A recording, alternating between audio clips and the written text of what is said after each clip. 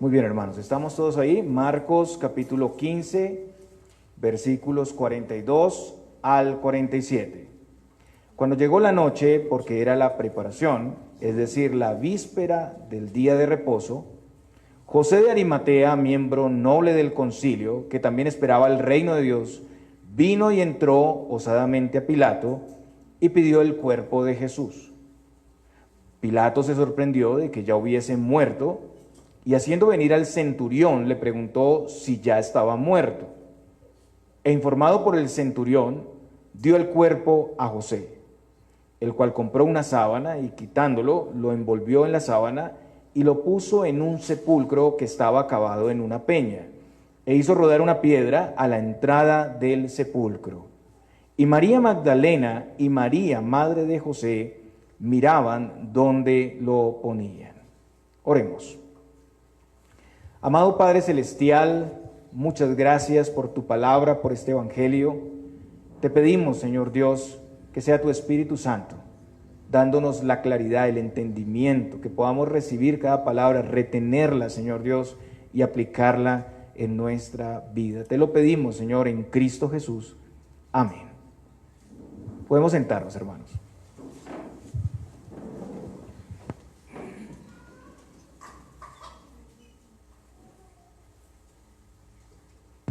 Muy bien, hermanos, estamos viendo el Evangelio de Marcos de manera expositiva. Para las personas que nos visitan, enseñamos todo un libro completo.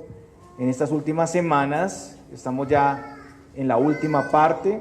Desde la segunda parte del capítulo 14, hemos visto ya varias cosas: la traición y el arresto del Señor en Getsemaní. Vimos las 6 audiencias, el juicio injusto que tuvo que asumir el Señor Jesucristo, 3 audiencias eclesiásticas, 3 audiencias civiles, donde no hubo pruebas ni testigos fidedignos para condenarle, sin embargo le condenaron, y donde los judíos violaron todos los parámetros para el juicio. Vimos también la sentencia final de Pilato para ser entregado a los judíos y ser crucificado, aunque él mismo, incluso Herodes también, le consideraron inocente y trataron por varias formas de evadir esta responsabilidad de juzgarle, pero finalmente, siendo coaccionados por los judíos de ser enemigos de César o enemigo de César para Pilato, pues él cedió y condenó a Jesús. Y vimos el recorrido desde el pretorio era la casa del gobernador, la casa de Pilato, hasta el lugar de la crucifixión, que es el Gólgota. Y por último vimos la crucifixión y muerte del Señor en la cruz del Calvario, donde claramente se revelaba, como vimos, su victoria, su supremacía. Eso lo pudimos ver en el cumplimiento de todo lo profetizado, en el mismo título que le pusieron en la cruz, Rey de los Judíos, un título escrito en hebreo, griego y latín, y en las mismas palabras de Jesús. Cada una de sus palabras son reveladoras. También lo vimos en su fidelidad y valentía para hacer la voluntad del Padre y redimirnos, para permanecer en la cruz y no bajarse de la cruz ante las tentaciones de mostrarse como el Hijo de Dios. Él permaneció fiel hasta la muerte. Y también lo vimos en la salvación de personas como el ladrón a su lado, en la posible conversión también de Simón de Cirene y su familia, para no servir por obligación sino voluntariamente, y en la proclamación del centurión diciendo: verdaderamente este hombre era hijo de Dios. También vimos las señales que se dieron en ese momento, señales portentosas. Hubo tinieblas sobre la tierra. Cuando Cristo murió hubo un terremoto, muertos resucitando, y el velo del templo se rasgó de arriba a abajo. Todo eso nos habla de su victoria. Como vimos en el anterior sermón, el énfasis de la muerte de Cristo en la cruz no fue en sí la tortura y el sufrimiento, aunque lo experimentó, pero fue más bien la victoria de Cristo en el cumplimiento de todo lo profetizado por el Señor. Esta es una historia de victoria y gloria. Es la historia de un rey que ganó la batalla y lo hizo por medio de su obediencia fiel al Padre en su muerte y en su humillación. Aunque se burlaron, aunque lo ridiculizaron y no se veía como un rey, Él era el rey. Y estuvo velado para muchos, pero fue también revelado a muchos. Él fue llevado al madero, fue alzado en un madero para que todos lo vean, para que en todo el mundo lo vean y puedan creer en Él. El día de hoy vamos a ver el descenso de la cruz y la sepultura del Señor Jesucristo, que también claramente nos muestra su victoria. Esto es parte de lo que confesamos en el credo de los apóstoles, ¿cierto? Confesamos su muerte, fue entregado por Pilato, ¿cierto? Fue condenado, pero también su sepultura. Y lo primero que debemos observar es que tanto en la cruz como después de su muerte, el Señor está en completo control de todo lo que pasa. Hermanos, aun cuando Él está muerto en una cruz, el cumplimiento de las Escrituras y los milagros de conversión siguen ocurriendo. Él sigue gobernando. Creo que la mayoría de los que estamos aquí hemos estado alguna vez en un sepelio, ¿cierto? Y hay un tiempo antes de llevar el cuerpo al sepulcro, donde hay mucha tristeza, y todos saben que una vez el cuerpo entra en esa cámara, será la última vez que verán su rostro como lo han conocido. Cerrada la tumba, las personas van a sus lugares y se experimenta una separación. Separación. Eso es lo que implica la muerte. Pero realmente es mucho más que dejar de ver a una persona. Todas las culturas tienen temor a la muerte y al sepulcro. Todos, incluso creyentes, tenemos cierto temor a la muerte, porque es desconocida, porque es antinatural, porque vino por la caída, la descomposición del cuerpo, el volverse polvo, la condenación eterna. Era la maldición de la muerte en cabeza de Adán. Cristo es el segundo Adán, la simiente de la mujer, el Cordero de Dios que llevó la ira de Dios por nuestros pecados, que sufrió la muerte en nuestro lugar y destruyó al diablo. Su descenso de la cruz y su sepultura es también el triunfo y la victoria para nosotros, pues estamos unidos a Él en su muerte y su sepultura, muertos al pecado y con el poder vivificador del Espíritu. Ahora vamos entonces a los primeros textos aquí en Marcos. Para este momento histórico en el relato de Marcos, el Señor había muerto, como vemos aquí. Su obra había sido consumada plenamente y su espíritu, como Él mismo le dijo al ladrón a su lado, estaba en el paraíso. Pero su cuerpo seguía en la cruz.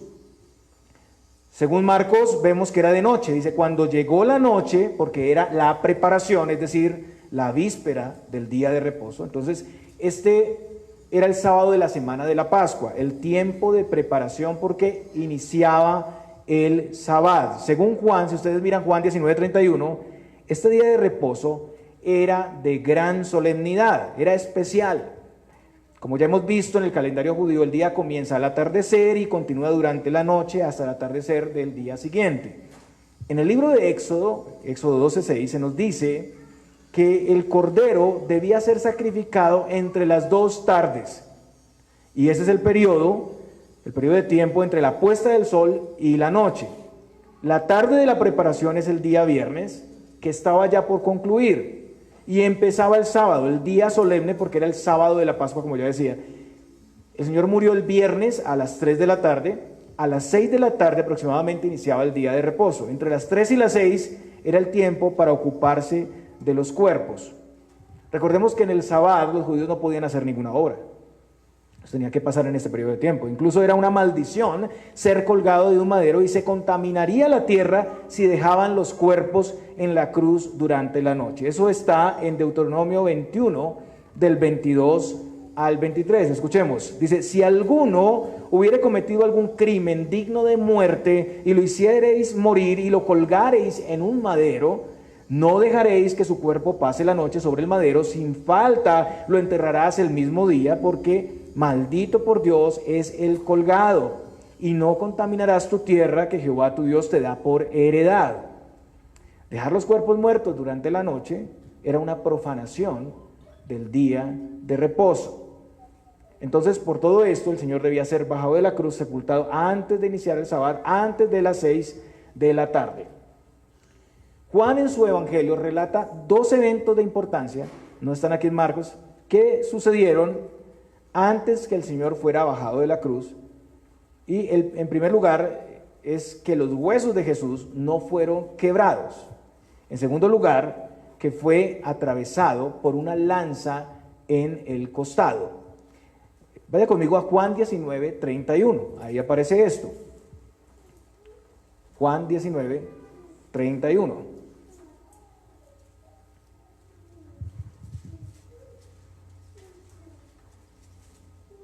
Entonces los judíos, por cuanto era la preparación de la Pascua, a fin de que los cuerpos no quedasen en la cruz en el día de reposo, pues aquel día de reposo era de gran solemnidad, rogaron a Pilato que se les quebrasen las piernas y fuesen quitados de allí. Hermanos, los líderes judíos eran despiadados. Ellos conocían muy bien esta tortura. Generalmente un prisionero crucificado duraba mucho tiempo en la cruz, mucho tiempo. Las piernas apoyadas soportaban el peso en un pequeño pedazo de madera, ahí soportaban el peso y libraban esa parte de la presión que era sobre el tórax, sobre todo el cuerpo. Entonces ahí podían mantenerse, pero cuando les rompían las piernas, además del dolor terrible que debían experimentar, el peso del cuerpo se desplazaba completamente, ya las piernas no sostenían nada y era sobre el tórax. Entonces la persona, ¿qué pasaba con la persona? Se asfixiaba y moría inmediatamente. Todo el peso sobre el tórax, la persona se asfixiaba. Entonces los judíos fueron a pedir ese permiso a Poncio Pilato.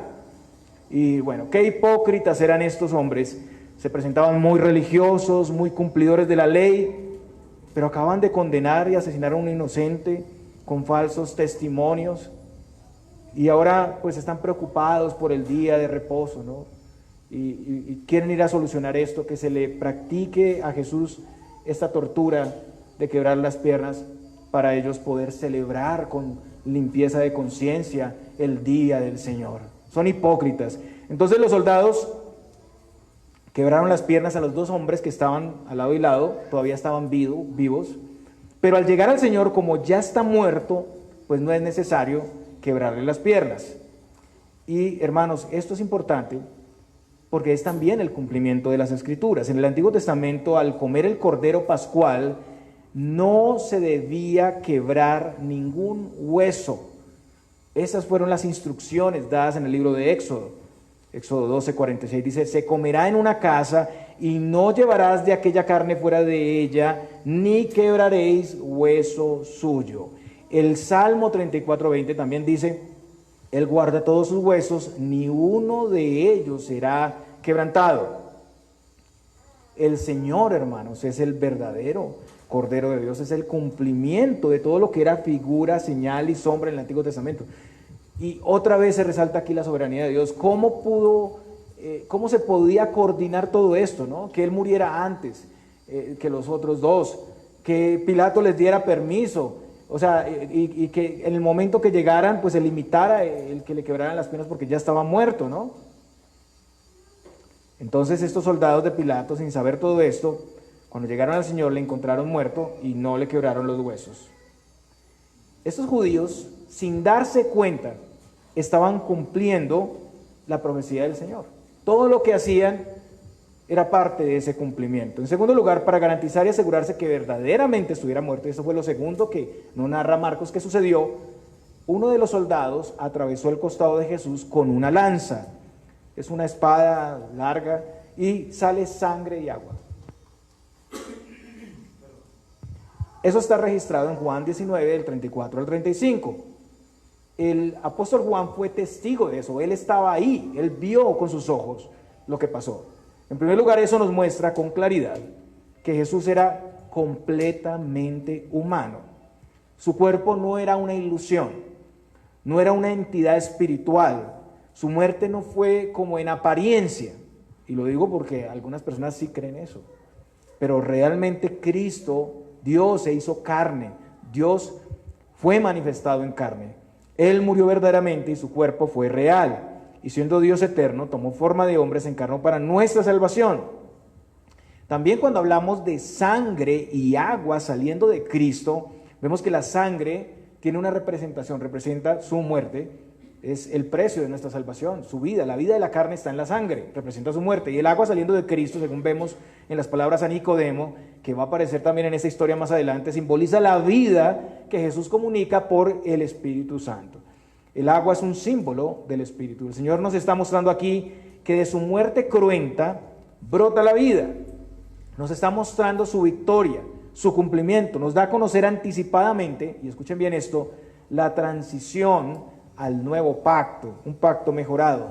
Lo cruento o sangriento representado aquí en la sangre ya no tiene lugar como figura y sombra. Ahora tendremos la realidad, la plenitud. Ya no habrá más sacrificios por el pecado. Agua y sangre saliendo de Cristo muestra la nueva realidad a la que se está entrando. Cristo es nuestra Pascua que fue sacrificado por nosotros. Por eso no vamos a tener ahora en la Santa Cena un cordero.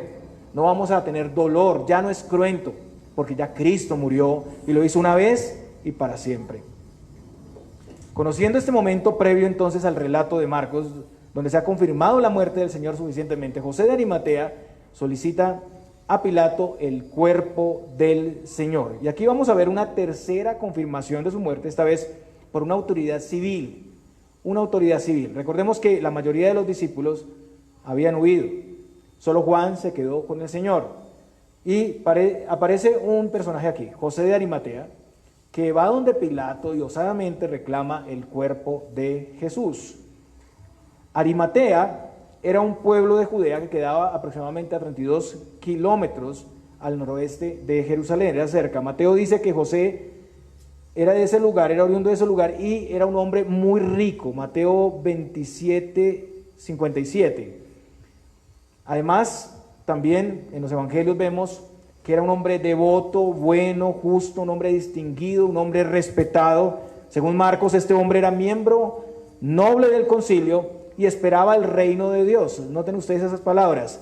Era miembro noble del concilio. O sea que este hombre pertenecía al Sanedrín judío, que era el tribunal supremo de los judíos, el cuerpo de gobierno de los judíos. Era un miembro especial del Sanedrín. No solo era un miembro del Sanedrín, era especial, era una persona prominente, alguien muy apreciado por su consejo, por sus palabras.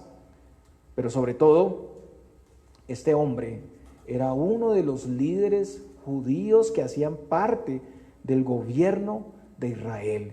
Este hombre era un hombre con la dignidad, autoridad y carácter para presentarse ante Pilato y pedir el cuerpo de Jesús. Ya vemos qué respetado era, ¿no? Pedir sin una audiencia preliminar, sin solicitar una cita, él va donde Pilato y pide el cuerpo. Era una persona de autoridad, de carácter, una persona respetada. Y según Juan, hasta este momento, José había sido un discípulo de Jesús en secreto. Mire lo que dice Juan 19:18. José de Arimatea, que era discípulo de Jesús, pero secretamente por miedo de los judíos. Y bueno, las razones son obvias. Siendo miembro del Sanedrín, pues mantenía su fe ahí escondida, porque no quería ser separado del consejo judío, ser expulsado de la sinagoga. Según Lucas, José de Arimatea no había consentido, eso sí, no había consentido en lo que hicieron con Jesús, en los hechos del Sanedrín contra Jesús, Lucas 23:51. Pero había llegado el momento de no seguir en silencio. Y lo que vemos aquí es que cuando todos han huido, cuando parece que no queda nadie, el Señor reserva a personas para su servicio. No hay casi nadie en la cruz en este momento. Hay algunas mujeres, está posiblemente Juan, pero ¿quién va a reclamar el cuerpo del Señor? ¿Quién lo va a bajar de la cruz? ¿Quién va a quitar los clavos? ¿Saben qué ocurre cuando nadie reclama el cuerpo en estos contextos? El cuerpo es llevado a un lugar que era como el basurero, la Gehenna, y ahí ese cuerpo era echado al fuego, y es una figura del infierno porque el fuego nunca se extinguía ahí, siempre había cuerpos siendo quemados ahí. Todos los criminales que sufrían la crucifixión no tenían derecho a la sepultura. Y esto hace que se cumpla la palabra de Dios.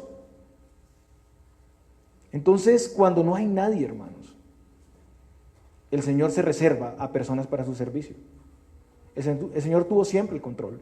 Aún en su muerte, Él está cuidando de su propio cuerpo, está gobernando y proveyendo.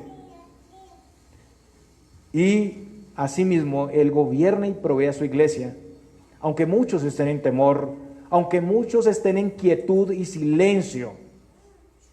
El Señor levantará a sus siervos en el momento adecuado. Seguramente el Señor soberanamente usó todo lo que había pasado como un testimonio revelador para este hombre, José de Arimatea. Y es que todo fue revelador para él: el juicio, las respuestas y palabras de Jesús en la cruz, el milagro de salvación de uno de los ladrones, el cumplimiento de la Escritura, las señales portentosas cuando murió.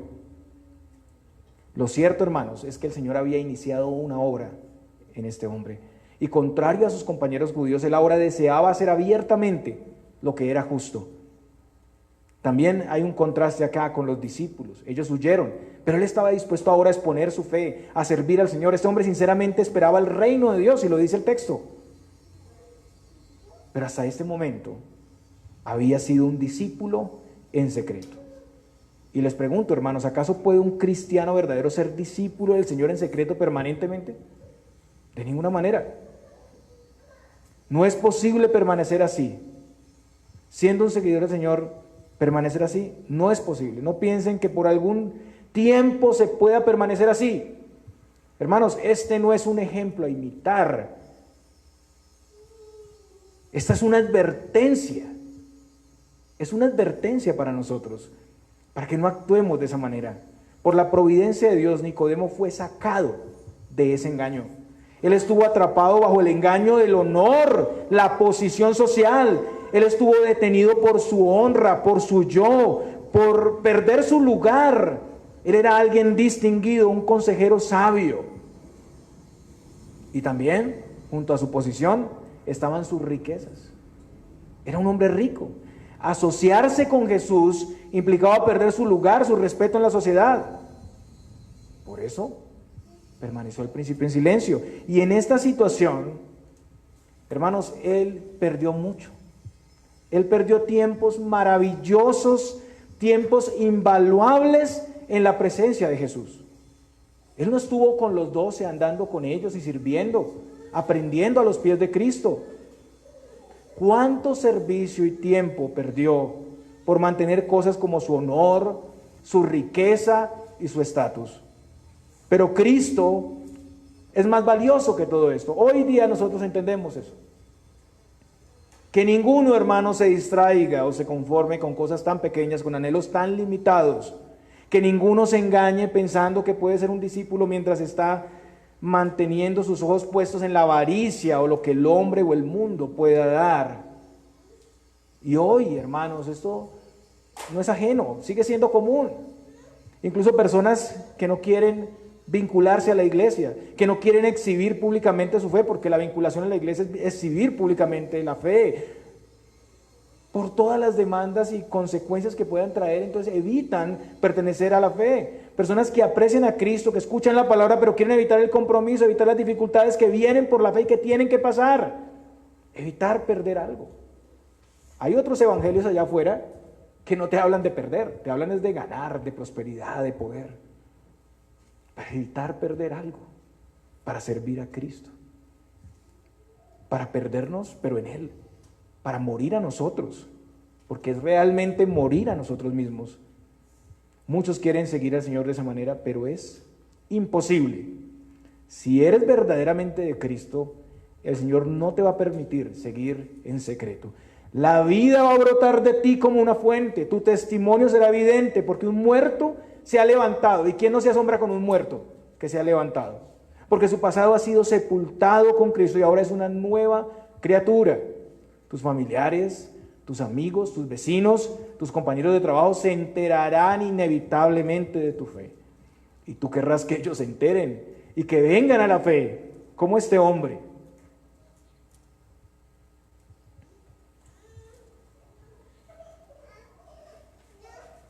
Hermanos, hacer lo que es justo es contrario al pensamiento del mundo, y esto trae a todos persecución, y la trajo también seguramente para José de Arimatea. Muchos problemas tal vez. Recordemos que los líderes judíos habían acordado que si alguno confesaba que Jesús era el Mesías, debía ser expulsado de la sinagoga. Juan 12:42 muestra que muchos habían creído, pero que no lo confesaban. O sea, el caso de este hombre es el caso de muchos. Dice, aún de los gobernantes muchos creyeron en él, pero a causa de los fariseos no lo confesaban para no ser expulsados de la sinagoga. Y hay implicaciones ceremoniales también que tenía necesariamente para los judíos. Aquí vamos a ver lo que hizo José. José de Arimatea, a diferencia de los demás líderes judíos, fue al pretorio. Ustedes recuerdan que los judíos no quisieron entrar al pretorio, que era la casa del gobernador, porque se contaminaban con los gentiles. No, él no tuvo ya miedo a contaminarse, entró y pidió el cuerpo del Señor osadamente. También es importante conocer que un judío no podía tocar un cuerpo muerto. Ustedes saben las implicaciones de que un judío tocara un cuerpo muerto, y él tenía que quitar los clavos y sacar a Jesús de ahí y bajarlo. Eso era tocar a un cuerpo muerto. Números 19, del 11 al 12 dice, el que tocare cadáver de cualquier persona será inmundo 7 días. Al tercer día se purificará con aquella agua, y al séptimo día será limpio, y si al tercer día no se purificare, no será limpio al séptimo día. ¿Qué implicación tenía este mandamiento? Implicaba que José no iba a poder seguir participando del Sabbat y del día, la fiesta de los panes y levadura, que es lo que sigue a la Pascua. O sea, él se iba a perder toda esa fiesta, que para los judíos era algo que no se podía perder, por bajar al cuerpo de Jesús de la cruz. Hermanos, realmente este hombre había sido transformado. Había sucedido un milagro en él. Ahora, Marcos 15:43 dice, vino y entró osadamente a Pilato y pidió el cuerpo de Jesús. Entonces, no le importó ninguna de esas cosas que le podían contaminar, que le podían dejar inhabilitado, y se necesitaba mucho valor para eso. Como les decía, los condenados a muerte se dejaban ahí a que los animales carroñeros los comieran o se echaban a la gehenna. No tenían derecho, según Roma, no tenían derecho a ser sepultados, pero aquí él asume un riesgo, ir a pedirlo por encima de las reglas. También debemos recordar que Pilato odiaba a los judíos y que momentos atrás se había negado a cambiar el título rey de los judíos. Y entonces este hombre seguía siendo visto como uno de ellos. Y por sobre todo lo que ahora estaba haciendo José de Arimatea abiertamente, estaba diciendo al mundo, estaba diciendo al Sanedrín que era creyente en Jesucristo. Ya no sería más un discípulo en secreto. Y eso iba a traer necesariamente la persecución. Hay un contraste, como decía, con los judíos, con los discípulos que huyeron, porque José se quedó. Noten ustedes que no se habla mucho de José de Arimatea, pero José se quedó y expuso públicamente su fe a costa de todo. O sea, este hombre, a diferencia de los discípulos, dio un gran testimonio. Los discípulos manifestaron su fe cuando Jesús estaba con vida. José no, sino después, cuando murió. Y particularmente, como puede pasar a veces con muchos, no sé si alguien puede, como puede pasar con muchos, no manifestó con Jesús su fe y compromiso en vida, sino después. Muchas veces pasa, ¿no? No rendimos amor y homenaje a quienes están con nosotros en vida, sino que se espera después, cuando ya han muerto, ¿no? Y entonces ahí sí. Sin embargo, él hizo una ofrenda, un ofrecimiento a Cristo y un servicio a Cristo que será recordado por siempre, aunque fue ya en la sepultura. Los discípulos fueron movidos por sus palabras y señales, pero acá hay algo interesante, y es que José fue movido por la cruz. José fue movido por la cruz. Y realmente eso es un milagro. Nadie expresa ese valor y servicio sincero a costa de su propio riesgo por Cristo, sin que haya sido tratado primero por el Señor. Él estaba dando esos pasos de fe en el Espíritu, porque no hemos recibido espíritu de cobardía. Ya no había temor de los hombres ni de la muerte, sino de Dios. Como dice Mateo 10:28, y no temáis a los que matan el cuerpo, mas el alma no pueden matar. Temed más bien a aquel que puede destruir el alma y el cuerpo en el infierno. Ya no había complacencia con la injusticia para mantener una posición. Ese hombre estaba más interesado en Cristo que en sí mismo. Ya no tenía temor. Él entendió que Cristo se ofreció por él a costa de su propia vida. Ahora él ofrece a Cristo su vida para servirle. Ya no hay temor por la pérdida de honor. Y él había sido muerto, sepultado con Cristo para vivir una nueva vida. Y aquí se cumplieron las palabras del Señor en Juan 12:32. Y yo, si fuere levantado de la tierra, a todos atraeré a mí mismo. Hermanos, hoy la cruz debe tener el mismo efecto. Hoy se predica el mismo evangelio, la misma palabra de cruz, que para muchos es locura. José fue movido para abandonar todo lo que amaba por Cristo. Y él creyó cuando le contempló siendo juzgado en la cruz. Él fue el inocente y santo siendo juzgado injustamente, quien cuando le atacaban no respondía de la misma manera, quien en su carácter, palabras y en su providencia mostraba un cumplimiento claro de las Escrituras. Todo eso fue usado providencialmente por Dios y llevó a José para no permanecer más en silencio, para defenderle y servirle. Hermanos, ¿realmente estamos entendiendo y recibiendo este mismo evangelio? Porque si es así, no hay manera de permanecer en un cristianismo simpatizante o clandestino.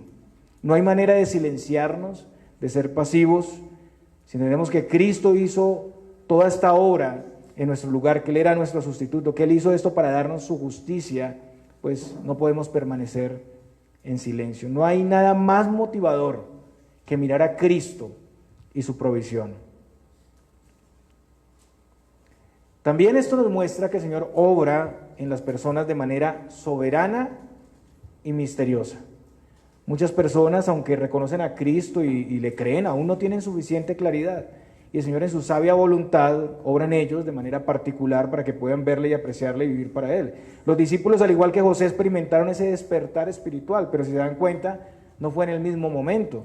El Señor no permitiría que los suyos continúen en una pasividad y silencio permanente. En ese momento el Señor disipa las tinieblas del corazón y da su luz, y las personas pueden ver a Cristo con claridad. Hoy sigue siendo tiempo de misericordia, hoy sigue siendo anunciado el mismo evangelio. Entonces, quien escuche, venga a Cristo con confianza. El Señor ha levantado también servidores en su iglesia para enseñar y aclarar estas doctrinas a su pueblo. Muchos están así por ignorancia o porque no tienen algo de las Escrituras, pero cuando viene la predicación clara del evangelio, pues son llamados. Hermanos, ya Cristo murió en la cruz y resucitó, y Él fue levantado en un madero para ser visto. ¿Lo creemos? Si lo hemos creído como José, la evidencia es que ya no hay temor para reconocerle y para vivir para Él. Esa es la evidencia. No esperes que la pasividad y la quietud te consuma. Suplica al Señor su espíritu, su gracia, su poder, y haz tus primeras obras. Ven a vivir y a servir a Cristo sin temor de los enemigos o de la pérdida de honor y reconocimiento. No dejes que la vida temporal en este mundo nuble la clara realidad de la cruz en tu vida. Cristo en su obra ha provisto para que seas libre del temor de la idolatría del yo. Él ha sido muerto y sepultado en nuestro lugar para darnos la libertad de vivir para Él. Ahora, el versículo 44. Pilato se sorprendió de que ya hubiese muerto, y haciendo venir al centurión, le preguntó si ya estaba muerto.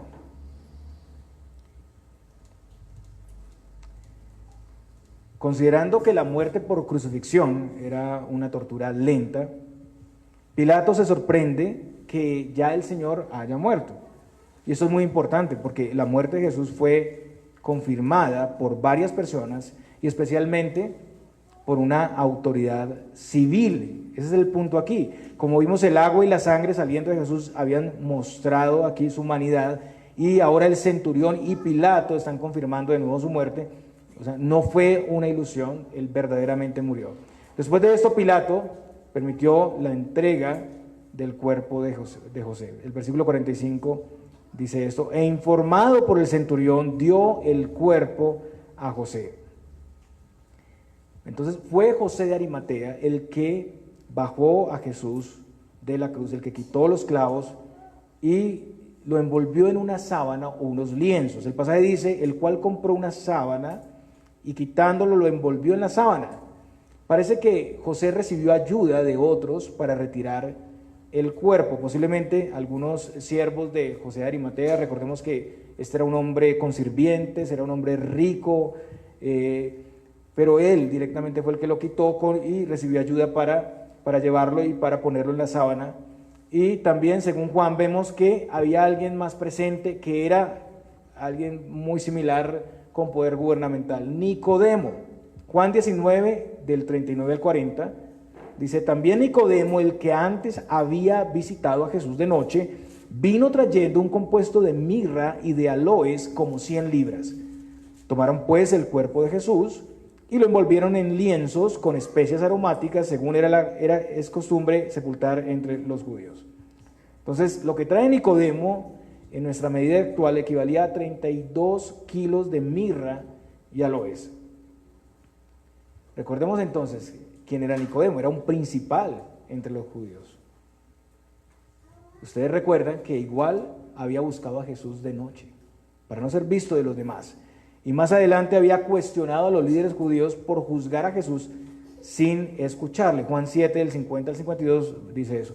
Y aquí Nicodemo está actuando también abiertamente. Él es otro de los que ya no le importa que digan los judíos, el Sanedrín o Pilato. Él está ahí para servir al Señor. Entonces José dio lienzos y un sepulcro nuevo, y Nicodemo las especias aromáticas, dos grandes ofrendas. La costumbre era que a medida que se envolvía el cuerpo en los lienzos, se iban poniendo las especies. Esta era una ofrenda y servicio al Señor. Era el tratamiento que se le daba a un rey. A un delincuente no se le hacía todo esto. Como vimos, ponían el cuerpo en el fuego o lo dejaban en la cruz a merced de los animales y el cuerpo permanecía mucho tiempo ahí. El Señor tuvo la dignidad de un rey. Él siempre estuvo en control de todas las cosas. Entonces el cuerpo de Jesús, una vez preparado, es puesto en el sepulcro. Y según Marcos, vemos que el sepulcro estaba cavado en una peña. Ahí lo pusieron. Juan 19, 41 dice que el sepulcro no estaba lejos, ¿no? Dice, y en el lugar donde había sido crucificado había un huerto, y en el huerto un sepulcro nuevo, en el cual no había sido puesto ninguno. Noten ustedes que esto no es coincidencia, que esto no es azar. Esto es algo que el Señor planeó. El Señor fue puesto allí. Y la razón, como vimos, era la preparación de la fiesta de la Pascua de los judíos. Era el viernes, se acercaba la puesta del sol, y entonces este sepulcro tan cerca era propicio, ¿no? Se hacía necesario concluir todo y ponerlo en el sepulcro antes de que empezara el Sabbat. Adicionalmente, el pasaje nos dice que era un sepulcro nuevo. O sea, nunca se había usado para otro muerto. La descomposición jamás había entrado en ese lugar. Era el sepulcro de José. Los ricos tenían sepulcros preparados para ellos, pero fue dado a Jesús. Era un lugar separado exclusivamente para el Señor, como el pollino a la entrada triunfal que nadie había montado. También vemos que el dueño del sepulcro, aquí José de Arimatea, lo pone a disposición. Mateo 27:60 dice, y lo puso en su sepulcro nuevo que había labrado en la peña, y después de hacer rodar una gran piedra a la entrada del sepulcro, se fue. Entonces, pues no era una cueva natural, sino que había sido cavado en una peña, y todo esto cumple una profecía del Antiguo Testamento. Isaías 53:9. Isaías 53:9 dice, y se dispuso con los impíos su sepultura, mas con los ricos fue en su muerte, aunque nunca hizo maldad, ni hubo engaño en su boca. Noten ustedes que esta profecía, escrita 700 años antes de Cristo, se cumple aquí al pie de la letra. Se dispuso con los impíos su sepultura, mas con los ricos fue en su muerte. El Señor en medio de los dos ladrones, con los pecadores, pero sepultado en una tumba de rico, de rey, con los ricos fue en su muerte. Entonces, hermanos, aunque era una circunstancia de tristeza, se puede ver que todo apunta hacia la victoria, hacia la exaltación. El Señor fue ungido con gran cantidad de especias de alto costo. El sepulcro era nuevo, el sepulcro pertenecía a un hombre rico, era el sepulcro de un rey. Y ahí está la soberanía de Dios. Dios protegió su cuerpo, lo puso en la tumba. Ni José ni los discípulos podían controlar todas esas situaciones. José jamás imaginó que ese sepulcro que él iba a comprar iba a servir para este propósito, iba a cumplir una gran profecía del Antiguo Testamento. También es interesante que el Señor, dueño de todo, se valga de sus siervos, que reciba sus ofrendas y que en todo esto se cumpla su propósito. Hermanos, el Señor usa a sus hijos, y cualquier participación y servicio que contribuya al reino de Dios es valiosa, no es en vano. A veces era pan, peces, un aposento alto, un burrito, un pollino, un perfume fragante, a veces un vaso de agua, el servicio y esfuerzo de alguien, una sábana para envolver el cuerpo, o sencillamente, como vamos a ver también, el testimonio de algunos. Todo, desde lo más sencillo, es usado para su propósito. Todos podemos participar en la extensión del reino. Y además, quienes en esa disposición sirven a los más pequeñitos, pues lo están haciendo directamente para Él. Pensemos en cómo podemos participar desde nuestra iglesia local, cómo podemos servir a Cristo nuestro Rey hoy. No miremos lo que otros hacen, lo que dejan de hacer. No nos conformemos con la negligencia de otros para quedarnos quietos tampoco o pasar desapercibidos porque otros sirven. Miremos lo que Cristo hizo y sirvámosle, sirvamos con libertad, no sirvamos con interés o buscando un beneficio, sino porque Él es digno de recibir todo honor y toda gloria. Que ni el dinero ni los bienes de este mundo sea lo que nos guíe en la providencia para servirle, sino que sea el Señor, a donde Él nos ha llamado en medio de cualquier circunstancia. Ahora, después de poner el cuerpo en el sepulcro, se hizo rodar una piedra a la entrada, es lo que dice el versículo 46. Era una piedra grande, pesada, una piedra de molino. Se calcula que podía pesar aproximadamente 2 toneladas. 2 toneladas. El versículo 47 dice, y María Magdalena y María madre de José miraban dónde lo ponían. Había varias mujeres, aquí son nombradas María Magdalena, esta María madre de José y Jacobo, como lo muestra Marcos 15:40 y 16:1. También en Lucas vemos que había varias mujeres que venían de Galilea, Lucas 23:55, y es muy importante esto porque se aseguró el Señor de que hubieran testigos. Todos los discípulos se fueron, estaban las mujeres, pero el Señor permitió que ellas estuvieran ahí, que vieran cómo fue puesto el cuerpo. Todo esto es importante. Esta escena y la del primer día de la semana, la resurrección, son evidencias fidedignas de los hechos. Si esta fuera una escena armada en esta cultura, los discípulos hubieran puesto hombres, porque en ese contexto el testimonio tenía que ser por lo menos de 3 y ser varones. Entonces, que estuvieran mujeres aquí era particular. Y es un argumento que, por más que ha sido rebatido, permanece. Es un excelente argumento para el testimonio que encaja en la cultura, y es la sabiduría del Señor, la sabiduría de Dios. Mirar cómo fue puesto. Qué servicio tan sencillo, ¿cierto, mis hermanos? Ellas solo miraron cómo fue puesto. Se les haría raro, ay, Nicodemo, José, los líderes religiosos se están llevando al cuerpo y bueno, las mujeres tienen su curiosidad y su particularidad. Miremos a ver, ellas muy detallistas, muy detallistas, el Señor las puso ahí por algo. Muy bien. Volviendo a nuestro pasaje en la sepultura, vemos que ellas regresan a sus casas, preparan las especias y perfumes, pero como el día de reposo iba a iniciar, no alcanzaron a poner esas especias en Jesús. Entonces esperaron a que terminara el reposo cumpliendo el mandamiento. Pero no olvidemos, hermanos, que ya María de Betania había ungido al Señor con un perfume costosísimo. El Señor fue ungido como un rey, un perfume que costaba para nuestro tiempo millones, más de 16, 17 millones de pesos, un perfume. Según Mateo, al día siguiente los principales sacerdotes, los fariseos, pidieron a Pilato que asegurara el sepulcro.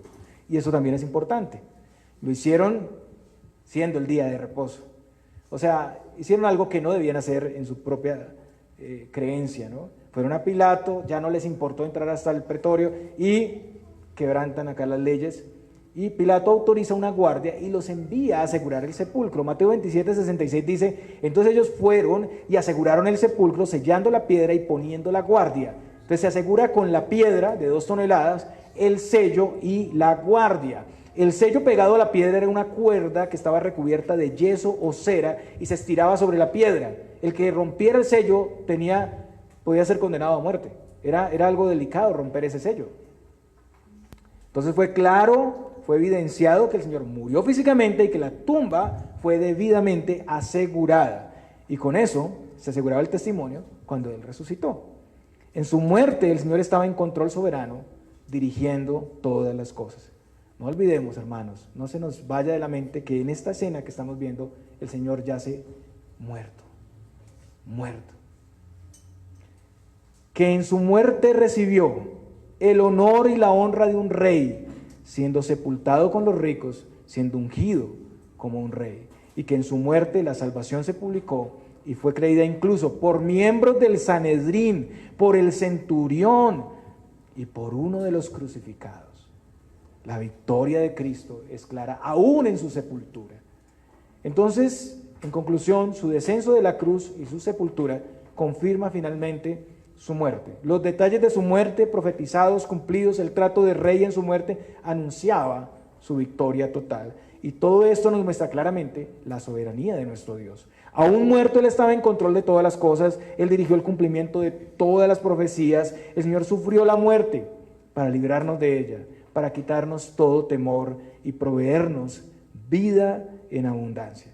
La muerte es algo que nadie puede solucionar, un problema del que nadie por su cuenta puede escapar, pero Cristo es nuestra Pascua, el sustituto perfecto, Dios hecho carne. Él murió nuestra muerte para darnos vida. No hay otra fuente de salvación. Cuando en el Calvario las tinieblas cubrían la tierra y todo parecía perdido, de su muerte brotó la esperanza. Hermanos, cuántas situaciones difíciles vienen para su iglesia en los tiempos. Hay momentos donde parece que no hay nada. Parece que la iglesia se acaba, se termina.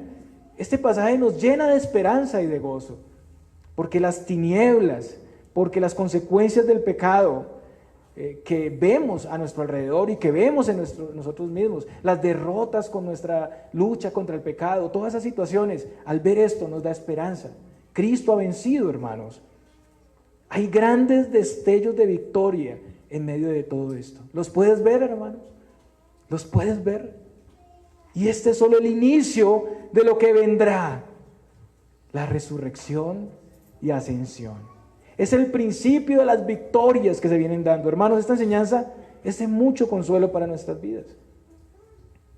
Cuando esos efectos catastróficos vengan a nuestra vida, podemos apelar a la victoria de Cristo. Cristo murió, pero también resucitó. Entonces estamos en victoria. La muerte de Cristo es anunciada hoy para que creas, para que seas traído y vivas para Él. Todo lo sufrido por Cristo tiene un gran significado. Al estar en Cristo unidos en su muerte, fuimos sepultados con Él. Y lo que queda de la carne, ahora lo vivimos para Él. La muerte y sepultura de Cristo era para José de Arimatea su muerte al viejo hombre.